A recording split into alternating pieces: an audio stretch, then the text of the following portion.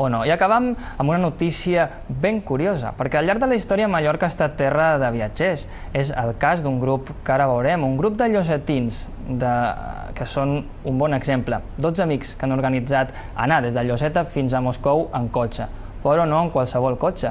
Travessaran tota Europa en 6 4Ls. Vam anar a Moscou a fer un cortado. Que t'apuntes? I diu, amb aquell nau? Diu, un 4L.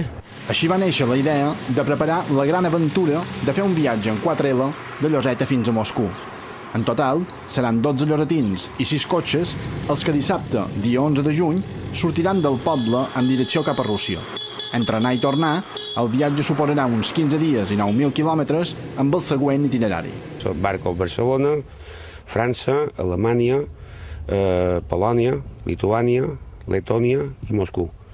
I per tornar farem el mateix, però no desviarem després cap a Hongria. Durant les 4 primeres jornades, l'objectiu és recórrer uns 800 quilòmetres diaris. Després, el mal estat de les carreteres de Polònia pot endarrerir la marxa. El risc de patir algun contratemps o avaria sempre existeix. Clar, qualque dia aventura podem estar tirats a damunt la carretera amb qualque problema a la cotxe i ho hem de solucionar. El que es tracta és d'entre tots mirem-nos d'arreglar, d'ajudar-nos i que el cotxe no aturi ni un moment, si pot ser, i tirar per amunt cap a Moscou. Tot viatge té un preu.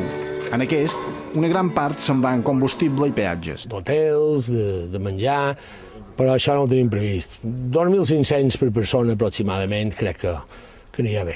Es tracta d'un viatge llarg i difícil, el que, segons els protagonistes, voldrà dir que en tornar s'haurà de celebrar una bona festa.